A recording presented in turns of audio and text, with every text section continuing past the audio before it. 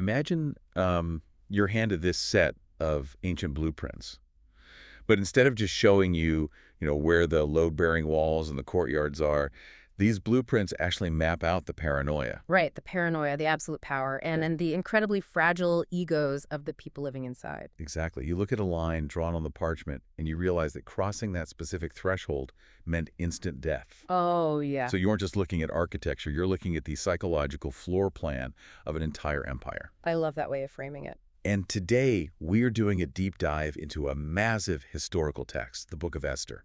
We wanted to see exactly how this gilded cage functioned. Because it really was a cage, right? Yeah, totally. We're going to look way past the familiar story of survival to really analyze the tense ruling environment, the social culture, and just the terrifying legal bureaucracy of the ancient Persian Empire. And to really grasp the stakes of this environment, you have to picture the sheer, overwhelming scale of this domain. I mean, we are talking about King Ahasuerus ruling an empire that stretches all the way from India to Ethiopia. Which is just a massive amount of territory. It's huge. That is 127 distinct, diverse provinces.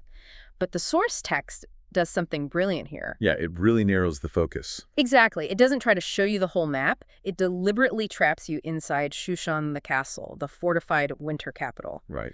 So the fate of millions of people spread across multiple continents and cultures is entirely dictated by the claustrophobic, high-pressure dynamics happening in just a few tightly guarded rooms. So let's look at how a regime like that actually maintains its grip over so many different ethnic groups. Because, before you can govern an empire that massive, you have to convince everyone that you are completely untouchable. You have to project absolute dominance. Exactly. So the text drops us into the third year of the king's reign, and he throws a feast for all his princes, his nobles, and the combined military leadership of Persia and Media. And this isn't just a long weekend. No. The feast lasts for 180 days. I mean, half a year of continuous feasting, the logistical undertaking alone is just staggering. Right. A 6-month geopolitical summit feels way less like a celebration and much more like, a psychological operation. Oh, 100%. It's a flex. He is essentially forcing the elite power brokers of 127 provinces to abandon their own local power bases, travel all the way to the capital, and just sit there for half a year staring at his wealth. It is entirely about psychological domination. And then after that 6-month summit for the elite, the king immediately pivots to a 7-day feast for the regular population present in Shushan. From the greatest to the smallest, right? Right. And the source text gives us this incredibly specific sensory description of the spatial environment. This takes place in the enclosed court of the palace garden. The details there are amazing. They really are. Picture hangings of fine white cotton and vibrant royal blue, tied with cords of purple linen to solid silver rings and marble pillars. Wow. And the guests are reclining on couches made of solid gold and silver, resting on a mosaic pavement of green, white, shell, and onyx marble. The visual impact of that would be completely alien to an everyday citizen back then. Oh, completely overwhelming. We are talking about ancient times where dyes like royal blue and purple were astronomically expensive, right? Right. Like extracted drop by drop from sea snails. Yes. And marble and silver had to be carved and transported across deserts and mountains. So by physically surrounding his subjects with these impossibly rare materials, the king is communicating something very specific. He's saying, I command the resources of the earth itself. The aesthetic decoration isn't just about looking pretty, it's a social symbol of absolute authority. The sheer weight of the architecture is designed to make the individual feel incredibly small. Exactly. And the text even zeroes in on the cups. It notes that drinks were served in vessels of gold, but it specifically mentions the vessels being diverse one from another. Wait, so every single person at this massive public feast is drinking out of a custom, uniquely crafted gold cup? Yes. That level of wealth is just absurd. And there is royal wine in abundance, but there's a really bizarre detail attached to this in the text. Oh, the drinking law. Yeah, the text says the drinking was, according to the law, none did compel. The king actually appointed officers to ensure that every person could drink or not drink according to their own pleasure. Which seems nice at first, right? It does, but the contradiction there tells us everything about the Persian ruling environment. You have a monarch offering unlimited, overwhelming luxury, but he is so obsessed with control that he institutes a strict legal protocol to micromanage how people relax. Oh, wow. So even the everyday life of the citizens of Shushan, down to how they behave at a party, is regulated by royal decree. It's an environment where generosity is just another mechanism of control. Which makes the inciting incident of this whole text so wild. Oh, definitely. Because all of this meticulously curated projection of ultimate unshakable power, the marble, the gold, the 6 months of geopolitical flexing it, is completely shattered by a single word from a woman. Queen Vashti's refusal. Right. So on the 7th day of the public feast, the king is merry with wine, and he orders his chamberlains to bring Queen Vashti, wearing her royal crown, to show off her beauty to the people and the princes. And she simply says no. She refuses to come, and the king goes into a complete rage. But here's the thing that makes zero sense to me at first glance. What's that? Well, if this king is an absolute dictator ruling the known world, why is he calling a panic meeting with his top legal advisors to figure out how to punish his own wife? Yeah, it feels like a massive overreaction until you understand the fragility of an absolute monarchy. Break that down for me. So the king turns to his 7 top advisors, men who specifically knew law and judgment because this is no longer a domestic dispute. It has instantly become a constitutional crisis. Because he looked weak in front of everyone. Exactly. The entire empire rests on the illusion of total obedience. The king just spent 187 days proving that his word is literal law. If the queen can publicly disobey a direct command in front of the empire's combined nobility, the illusion shatters. yes, one of the top advisors, Mamukin, fully spirals into panic mode. He tells the king, Vashti the queen hath not done wrong to the king only, but also to all the princes and to all the peoples. So the imperial paranoia immediately leaps to social contagion. Right. Mamukin argues that because news of Vashti's defiance will leak out, women across the empire will hear of it and begin to despise their husbands. Which is such a wild leap. It is, but it exposes the highly precarious yet massively influential social position of royal women in Persia. They were physically confined to the inner palace, largely unseen by the public. But a single rebellious action within those walls sent instant shockwaves through the domestic lives of the general populace. Exactly. And the solution they land on is incredibly insecure. Oh, it's hilarious. They draft an empire-wide legal edict sending official letters to every single province demanding that every man should bear rule in his own house. Imagine being a farmer in Ethiopia or, a merchant in India. Right, and a postwriter shows up with a heavily sealed royal decree from the capital, and it basically says, the king demands that your wife listens to you. The absurdity highlights a terrifying reality of this system. The personal insecurities and bruised egos inside the palace instantly translated into rigid, inescapable laws imposed on millions of regular people. The king's domestic embarrassment literally became international law. Yes, and so Vashti is deposed, which creates a massive power vacuum. This eventually leads to a young Jewish woman named Esther being selected as the new queen. But that power vacuum also makes room for a man named Haman, right? Right, whom the king promotes above all other nobles. And Haman demands that everyone bow to him at the king's gate. But Mordecai, a Jewish exile who sits at the gate, refuses. And Haman's reaction isn't just to punish Mordecai.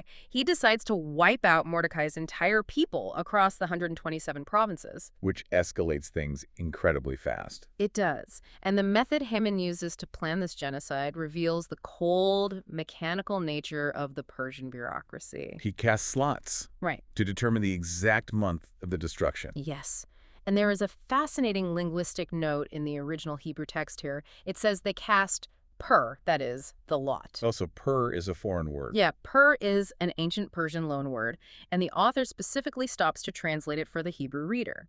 It emphasizes that the fate of an entire ethnic group is being decided by the blind, bureaucratic role of a die. That's terrifying. The lot falls on the 12th month, the month of Adar. So Haman goes to the king and offers 10,000 talents of silver, claiming there is a certain people scattered abroad who have diverse laws and don't obey the king. And the king doesn't ask for evidence. He doesn't even ask which people. No, he just slips off his signet ring, hands it to Haman, and says, "The silver is given to thee, the people also, to do with them as it seemeth good to thee."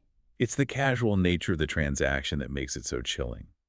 The king outsources mass violence without a second thought, activating this massive administrative machine. Right. I keep thinking of the Persian administrative system like a lethal, uneditable mass email system. Oh, that's a great analogy. Because once you hit send, you cannot take it back. Scribes are called in. They take Haman's edict and translate it into the specific writing and language of every single distinct culture across the empire. And then post riders on swift steeds race out in every direction.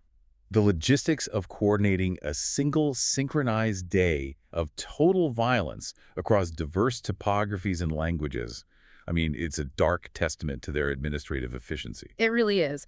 The shared legal custom that bound these 127 distinct provinces together was the absolute unyielding power of the seal. Yes.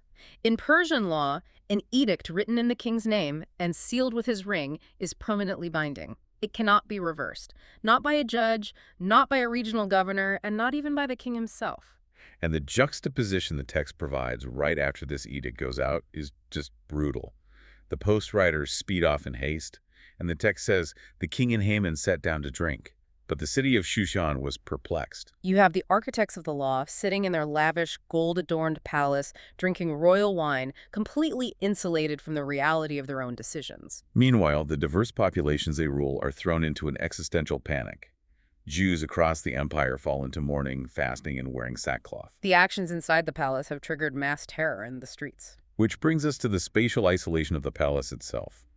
With this irreversible death warrant speeding across the empire, the focus snaps back to Esther. Right, the new queen. She is the queen, but she is essentially trapped in a gilded cage.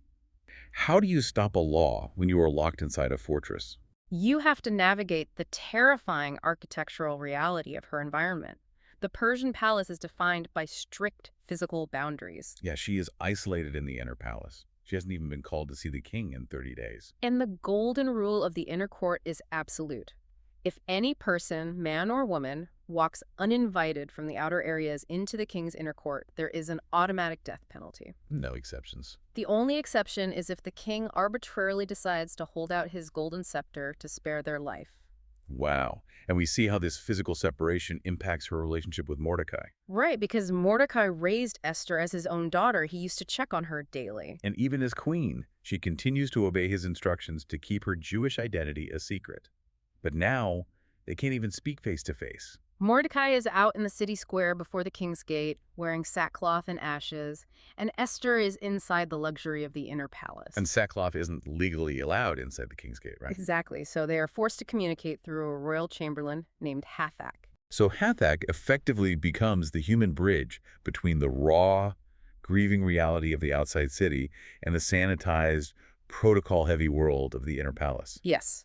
Mordecai sends Esther a physical copy of the written decree, the undeniable legal proof of what Haman has done, and he commands her to go to the king and make a supplication for her people. But Esther sends a message back, reminding him of the inner court rule. Anyone who walks in uninvited is put to death. And Mordecai's response is just a ruthless political ultimatum. It really is. He tells his adopted daughter, "Think not with thyself that thou shalt escape in the king's house, more than all the Jews. For if thou altogether holdest thy peace at this time, then shall relief and deliverance arise to the Jews from another place, but thou and thy father's house shall perish." He is playing incredibly hardball with her life. Yeah, it is a harsh, unyielding message. But Mordecai is tearing down the illusion of her royal sanctuary. He understands that the empire's rigid, unbending laws do not care about her crown or her title. When the month of Adar arrives, her proximity to power will not save her from the bureaucracy of genocide. Exactly. He is forcing her to choose. She can either cling to the safety protocols of the Persian court, or she can act in solidarity with her people. And that ultimatum sparks a massive transition in Esther. She stops being a passive participant and becomes a highly strategic leader. She really steps up. She sends a command back to Mordecai to gather all the Jews in Shushan for a strict 3-day fast. No food, no water, night or day. And she and her maidens will do the exact same inside the palace. Right. Only after creating that massive, unified social solidarity does she say, "So will I go in unto the king," which is not according to the law. And if I perish, I perish. The 3-day fast is crucial here. She is utilizing the spiritual and community strength of the people outside the gates to arm herself for the immense political and physical risks she has to take inside the inner court. She is preparing to break the highest law of the land. Yes. And on the 3rd day, She puts on her royal apparel, leaning into those visual symbols of authority we talked about, and she steps into the inner court. The tension must have been unbearable. The king is sitting on his royal throne. He sees her, and he holds out the golden scepter. She survives the initial threshold. She touches the top of the scepter. But she doesn't just blurt out her request, right? Mm-mm. When the king asks what she wants, she invites him and Haman to a private banquet. And at that banquet, she invites them to another banquet the next day. Why string it out like that? Her strategy here is brilliant psychological maneuvering.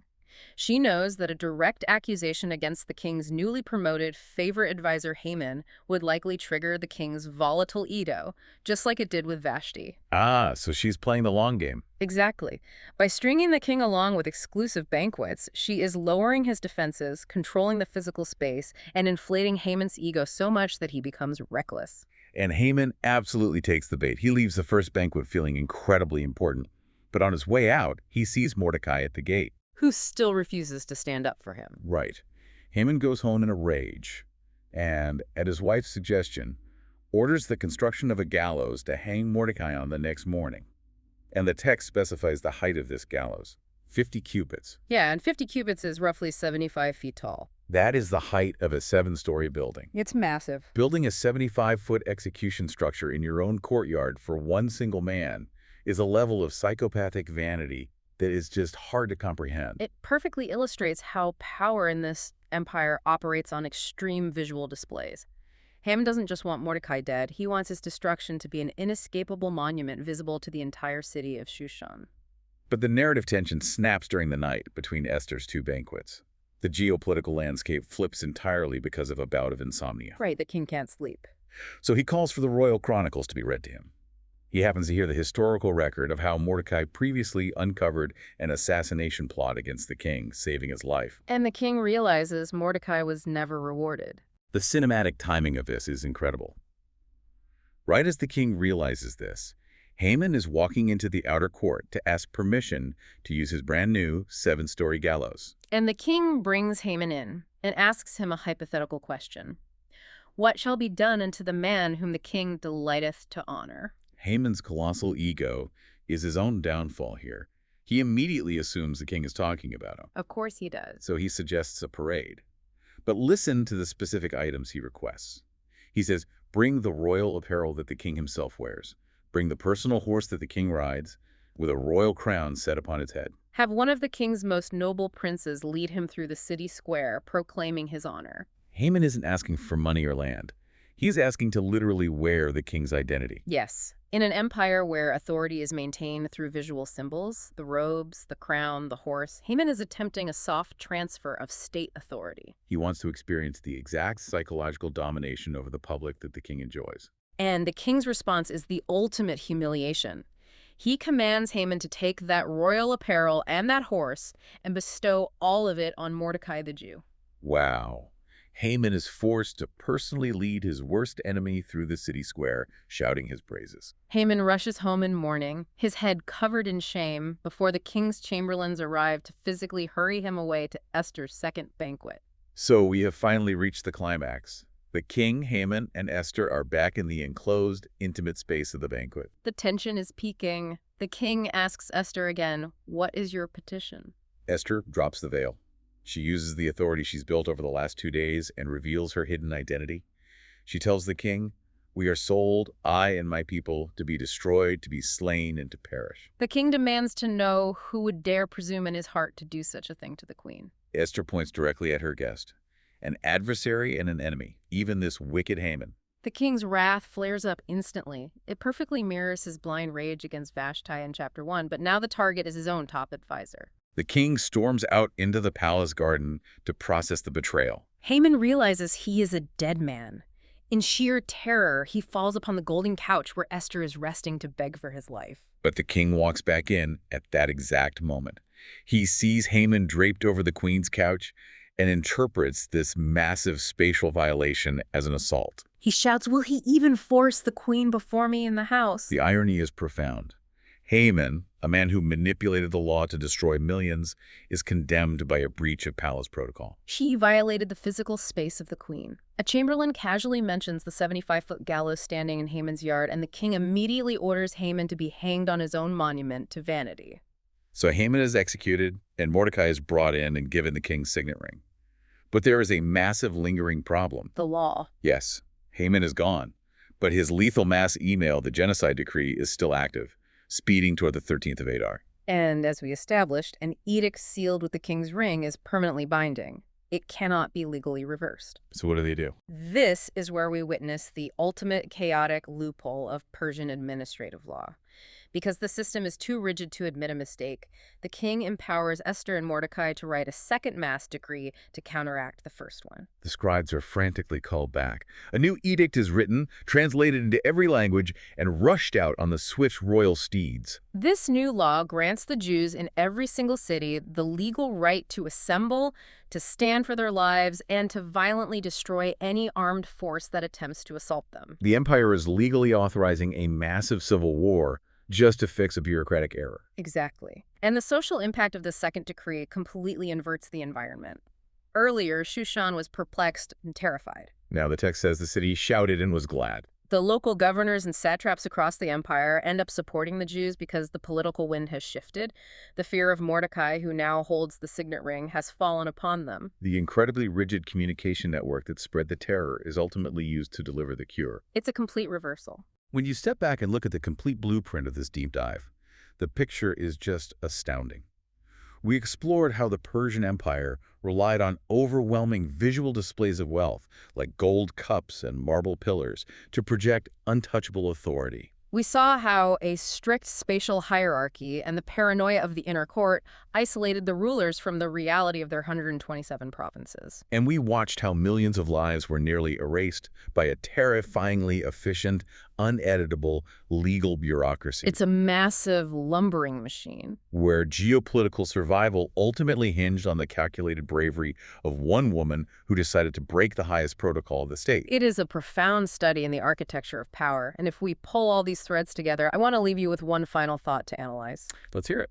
We spent a lot of time looking at the Persian legal system, this concept that a king's sealed letter could never, ever be undone. Originally, that irreversibility was designed to project ultimate stability. The logic being, if the law can never change, the empire must be impossibly strong. Right. But when you look at the chaos it caused, you have to ask, did that rigid inflexibility actually make the empire powerful? Or did it make the state incredibly weak and vulnerable, forcing its rulers to constantly invent chaotic, colliding laws just to survive their own unfixable mistakes? Man, that is a phenomenal question.